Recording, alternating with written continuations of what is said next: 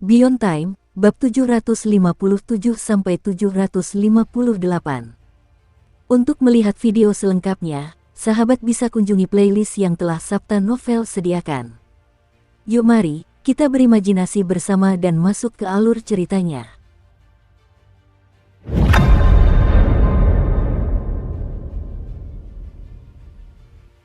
Saat aura mengerikan ini meletus, ruang independen ini memancarkan fluktuasi tanpa henti.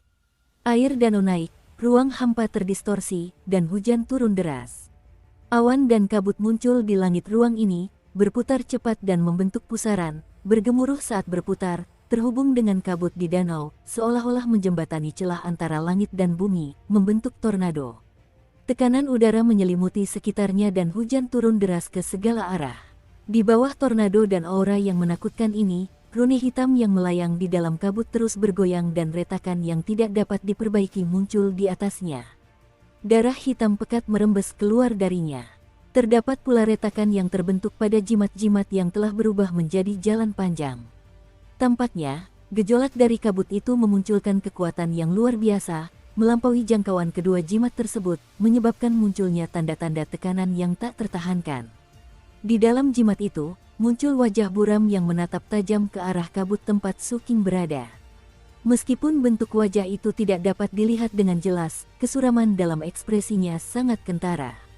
Pada saat yang sama, 52 rantai besi yang menjulur keluar dari danau berderit hebat.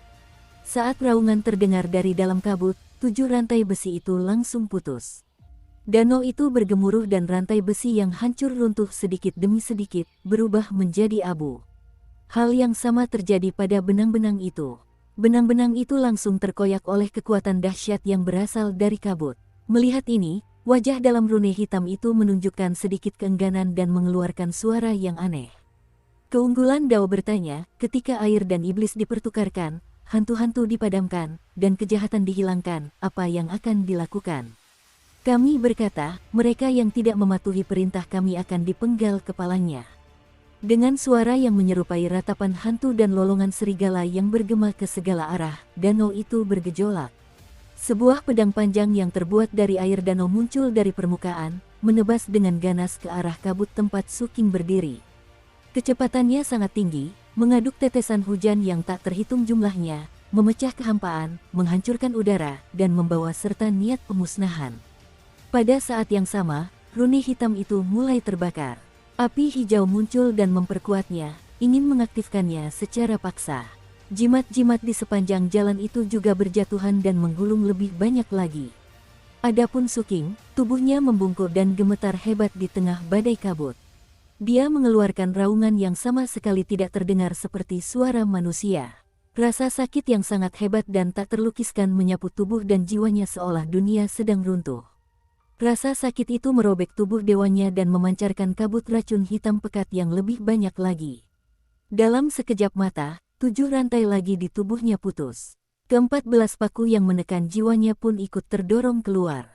Diiringi suara letupan, paku-paku itu berguling kembali dan melesat keluar, menembus kabut dan langsung menuju pedang air di luar kabut.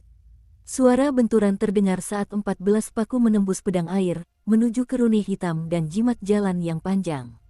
Dalam sekejap, mereka menembusinya. Rune hitam itu penuh dengan lubang, dan salah satu sudut jimatnya hancur. Kerusakan tersebut menyebabkan kekuatan penyegelan ruang ini menurun tajam. Pada saat berikutnya, kabut bergolak hebat. Di tengah gemuruh suara itu, rantai besi, benang, dan paku yang tersisa hancur atau tercabut. Pedang air yang patah itu terus ditusuk. Akhirnya, ketika memasuki kabut, pedang itu hancur berkeping-keping. Pada saat itu, rantai besi terakhir, untaian benang danau terakhir, dan paku terakhir hancur satu demi satu dan kabut tiba-tiba muncul. Kabut itu dengan cepat menyusut ke dalam. Saat mengembang dan menyusut, kabut itu menampakkan sosok yang mengguncang bumi. Kesan pertama yang diberikan sosok ini adalah kekunoan, kegelapan, dan pembantaian. Seluruh tubuhnya diselimuti baju zirah hitam, tanpa kulit yang terlihat, bahkan di tengkoraknya sekalipun, yang menambah penampilannya yang menakutkan. Yang lebih mengerikan adalah api yang menyala di rongga tempat seharusnya matanya berada. Dinginnya udara yang dipancarkannya cukup untuk membuat jantung berdebar kencang. Ada juga gumpalan kabut hitam yang melingkar dari baju Sirah dan dengan cepat berkumpul di belakangnya. Dalam sekejap mata, kabut itu berubah menjadi jubah hitam yang seolah mampu menutupi langit. Jubah itu bergoyang mengikuti pusaran di langit, menutupi ruang ini. Pembusukan dan racun menyebar tanpa henti. Itu tampak seperti iblis. Ini adalah tahap kedua wujud Dewa Suking setelah menggabungkan dua sumber ilahi. Dalam keadaan ini, seolah-olah segala sesuatu akan layu dan binasa di hadapannya. Susunan jahat air yin yang ini pun tidak terkecuali. Suking melangkah maju dan muncul di depan rune hitam itu. Dia mengangkat telapak tangan kanannya yang hitam pekat, yang tidak tampak seperti tangan manusia, dan meraihnya. Rune hitam itu menyala dengan sangat panas dan mengeluarkan asap hitam yang berubah menjadi naga hitam dan meraung ke arah Suking. Namun, begitu mereka mendekat, raungan mereka berubah menjadi jeritan. Dalam kondisi Suking saat ini, racun yang menyebar darinya telah mencapai puncaknya, mampu mengikis segala sesuatu yang disentuhnya. Naga-naga hitam itu diserang, secara bertahap lenyap di bawah korosi racun yang tak henti-hentinya. Helm hitam pekat itu menutupi ekspresi Suking, dan hanya matanya yang terbuka yang memancarkan api yang menyeramkan. Dia mengabaikan naga hitam yang menjerit dan meraih rune hitam itu dengan tangan kanannya, meremasnya tanpa ampun. Dengan suara retakan, rune itu runtuh dan naga-naga hitam di sekitarnya berubah menjadi darah hitam yang jatuh ke danau. Suking tahu bahwa dia tidak bisa mempertahankan kondisinya saat ini terlalu lama. Karena itu, setelah menghancurkan rune, dia mengangkat kepalanya dan menatap dingin ke ujung jalan yang panjang itu. Di jalan panjang yang dipenuhi lubang-lubang itu, sesosok muncul. Sosok ini tampak aneh. Ia bukan terbuat dari daging dan darah, melainkan patung kertas hitam. Ia berdiri di jalanan terbalik yang dipenuhi jimat. Matanya yang sayu memperlihatkan sedikit kedinginan saat menatap Suking dan berbicara perlahan. Aku mematuhi ilmu hitam iblis hantu, sungai, matahari, bulan. Suking langsung bergegas keluar dengan aura yang menakutkan, menuju langsung ke patung kertas itu. Patung kertas itu dengan tenang jatuh ke belakang dan berbaring di atas jimat. Ia menyatu dengannya dan terus berbicara. Gunung, laut, dan bintang berada dalam genggamanku. Aku menghadirkan terang dan gelap sesuka hati. Kutukannya cepat dan mutlak. Begitu Suking tiba, suara itu menghilang. Adapun jimat-jimat itu, mereka bergejolak hebat dan meletus secara bersamaan dari kedua ujungnya, dengan cepat bergulir ke arah Suking. Itu seperti gelombang besar yang memancarkan tekanan yang mengerikan. Melihat ini, Suking mengangkat tangan kanannya dan dengan tanpa ampun menekan tanah. Saat ia menyentuh permukaan air, area tersebut bergetar hebat. Segala sesuatu di sekitarnya membusuk dan diserbu. Air danau seketika berubah menjadi gelap dan aturan di sini dilanggar secara paksa. Segala sesuatu menjadi bagian dari pembatasan racun dan dikendalikan oleh Suking untuk meledak secara bersamaan. Pusaran di langit juga turun pada saat ini dan menyatu dengan kabut pembatasan racun, menekan jimat-jimat jalanan. Suara gemuruh menggema ke segala arah seperti lonceng besar. Terdengar juga suara cermin pecah yang menggema. Segel dari iblis air yin yang terisolasi dan hancur berkeping-keping. Di mata Suking, dunia kembali normal. Jalan itu tetaplah jalan yang sama. Hujan masih terus turun. Hanya potongan-potongan kertas dupa berwarna gelap yang jatuh dari langit dan meleleh menjadi hujan. Suking menangkap salah satunya. Tubuhnya pun kembali ke bentuk normalnya pada saat itu. Begitu dia melepaskan wujud dewanya, darah mengalir keluar dari mulutnya. Pada saat itu, suara siulan terdengar dari kejauhan. Meskipun pertempuran terjadi di ruang terpisah, sangat sulit bagi energinya untuk tetap tersembunyi di kota kekaisaran. Sekarang, energi itu telah terungkap. Suking tidak bergerak, kewaspadaannya masih tetap ada saat dia menatap ke depan. Pada saat yang sama, dia mengeluarkan selembar kertas giok dan mulai mengirimkan suaranya. Tak lama kemudian, sosok-sosok muncul satu demi satu. Mereka semua adalah pemegang pedang yang sedang berpatroli di tempat ini. Karena itu, mereka segera bergegas mendekat. Ketika mereka melihat Suking dan kertas dupa hitam berjatuhan di sekitarnya, ekspresi mereka berubah. Setelah saling pandang, mereka tahu bahwa ini adalah masalah besar. Lagi pula, ini adalah kota kekaisaran. Upaya pembunuhan di sini adalah masalah yang sangat serius, terutama karena target pembunuhan itu adalah Suking. Situasi ini semakin memburuk. Oleh karena itu, mereka segera mulai mengumpulkan jejak di sini. Tidak lama kemudian, dua pelangi melayang dari arah yang berbeda. Setelah muncul di jalan panjang itu, mereka langsung menuju ke arah Suking. Salah satunya adalah Zisuan, dan yang lainnya adalah Li Yunsan. Melihat mereka berdua, Suking menghela napas lega dalam hati. Ekspresi Li Yunsan muram saat ia memeriksa sekelilingnya. Ekspresi Zisuan dipenuhi amarah. Setelah ia tiba dan memastikan bahwa Suking baik-baik saja, ekspresinya sedikit melunak. Li Yunsan hendak berbicara.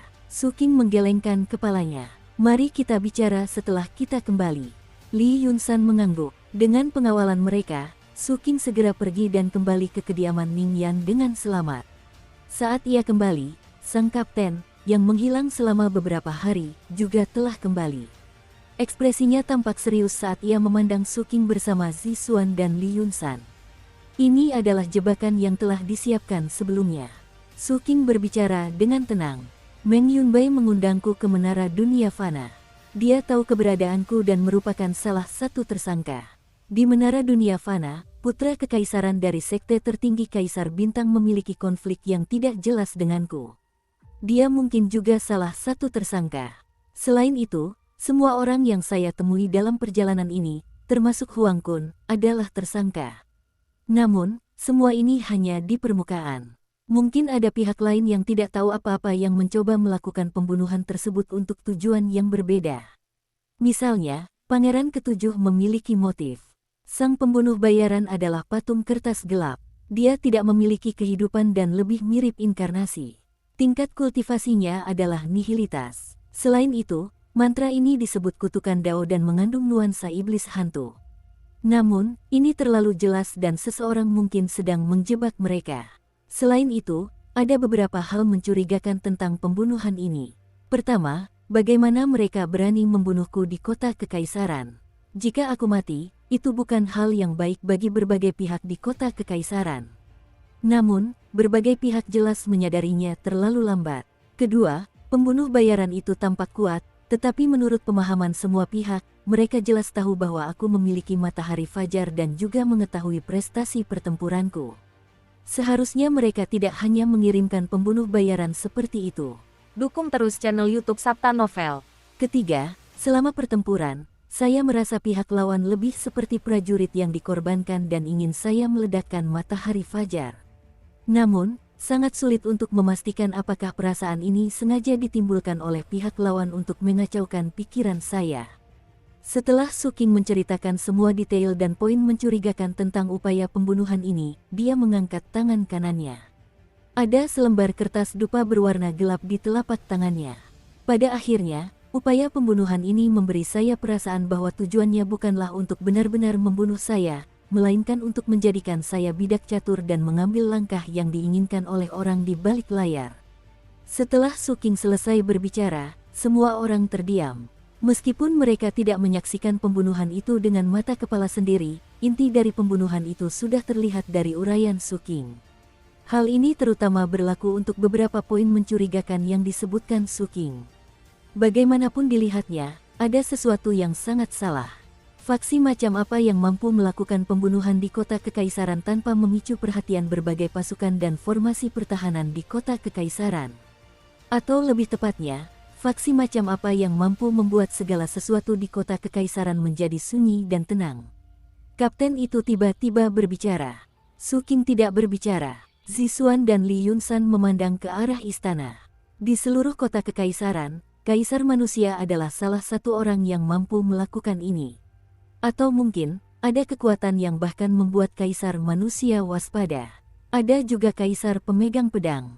Suking dan yang lainnya kekurangan informasi tentang faksi-faksi yang diwaspadai Kaisar Manusia dan merasa kesulitan untuk menganalisisnya. Adapun Kaisar Pemegang Pedang, dia sedang tertidur lelap. Sudah merupakan keajaiban bahwa dia terbangun ketika Suking tiba. Mustahil baginya untuk mempertahankan keadaan terjaganya, dan tidak ada alasan baginya untuk melakukannya. Jika King kecil meledakkan matahari fajar, apa yang akan terjadi? Tanya Zisuan tiba-tiba. Sumber daya manusia akan jatuh ke dalam kekacauan, korban jiwa tak terhitung jumlahnya, semua faksi terguncang. Itu akan menjadi aib bagi semua, menjadi bahan tertawaan bagi semua ras. Terlepas dari siapa yang pada akhirnya bersalah, kita akan memikul tanggung jawab dan kehilangan kendali atas situasi tersebut. Hasilnya akan sulit diprediksi. Pada saat itu, sikap kaisar manusia akan sangat penting. Li Yunsan menjawab perlahan sambil mengerutkan kening. Menarik, kapten itu mencibir. Orang itu memang punya cara untuk mengetahui semua keberadaan Little King dan memiliki kemampuan untuk mengatur pembunuhan ini. Selain itu, keselamatan Su King juga menguntungkan dirinya. Namun, ketika semua petunjuk dan kecurigaan mengarah pada individu itu, aku tidak bisa menghilangkan perasaan bahwa masalah ini tidak sesederhana itu. Mungkinkah ini adalah kasus menabur perselisihan? Atau mungkin tujuan dalang di balik semua ini adalah membuat kita curiga, dan setiap langkah yang kita ambil mulai sekarang hanyalah bidak di papan catur mereka. Tatapan sang kapten dalam dan suaranya menggema di halaman. Mari kita ubah analisis kita dan abaikan orang di balik layar. Kita perlu memikirkan apa yang akan kita lakukan sekarang. Setelah sang kapten selesai berbicara, dia menatap Su King, lalu Zixuan. Terakhir, dia menatap Li Yunsan, yang bertanggung jawab atas para pemegang pedang. Li Yunsan menjawab dengan suara berat. Hal pertama yang akan kita lakukan adalah mengizinkan pemegang pedang dari Kabupaten Fenghai memasuki kota. Sambil melindungi Su King, kita juga akan menyelidiki masalah ini. Pada saat yang sama, kami akan melaporkan masalah ini ke wilayah besar Gelombang Suci. Kapten itu menggelengkan kepalanya. Tidak ada yang salah dengan melakukan itu, tetapi ketika terlalu banyak orang, tidak dapat dihindari bahwa akan terlihat seperti kita melampaui batas. Pada saat itu, masalah pembunuhan ini akan menjadi lebih kacau. Namun, kita tidak bisa berdiam diri, upaya pembunuhan terhadap Su King ini adalah sebuah sinyal. Li Yunsan terdiam. Setelah kapten selesai berbicara, dia tidak berbicara lagi. Seluruh halaman menjadi sunyi. Hanya angin dan hujan yang berdesir di luar, mengaduk tetesan air hujan. Di langit yang jauh, di balik awan hitam, cahaya matahari perlahan muncul. Su King tidak berbicara dari awal hingga akhir. Dia juga mendengarkan analisis semua orang. Ditambah dengan pengalamannya, pikirannya menyebar. Dia teringat pada guru negara yang disebutkan oleh Rubah Tanah Liat dan juga jawaban yang telah dia analisis di perjalanan. Setelah sekian lama, Zixuan mengalihkan pandangannya dari istana dan berbicara dengan tenang. Kaisar, yang diakui oleh Kaisar Agung, harus memiliki sikap seorang kaisar. Tidak mudah untuk mengambil keputusan terburu-buru. Namun, terlepas dari keadaan apapun, keputusanmu, Su King, sangat penting dalam masalah ini. Su King mengangkat kepalanya dan melihat ke arah istana. Setelah sekian lama, dia mengangguk. Kalau begitu, kami akan melaporkan masalah ini kepada Kaisar Manusia atas nama wilayah Gelombang Suci yang luas. Hasil yang dapat kami analisis tentu akan dianalisis oleh Kaisar Manusia dan kekuatan lainnya. Apa yang diinginkan dalang di balik ini, kita tidak perlu berspekulasi. Kita akan menunggu untuk melihat bagaimana Kaisar menangani akibat dari masalah ini. Zixuan setuju. Li Yunsan memikirkannya dan memilih untuk setuju dalam diam. Adapun sang kapten, dia berkedip dan berbicara dengan suara rendah. King kecil, apakah kamu ingat saat kita pertama kali pergi ke Kabupaten Fenghai? Keputusanmu tidak salah, tetapi kurasa kita tetap harus meneteskan air mata dan membuat orang-orang bersorak. Mungkin akan lebih baik seperti ini. Su King memikirkannya dan wajahnya perlahan memucat, tampak seperti dia baru saja terluka parah.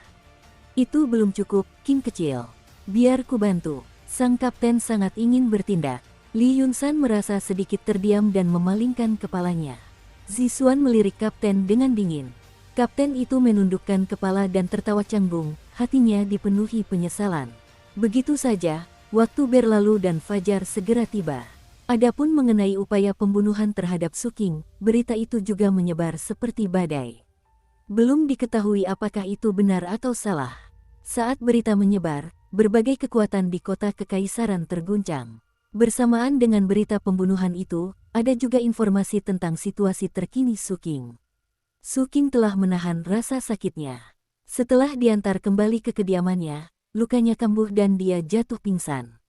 Untungnya, dia masih memiliki kesempatan untuk bertahan hidup dan orang-orang dari Kabupaten Fenghai melakukan yang terbaik untuk melindungi dan merawatnya.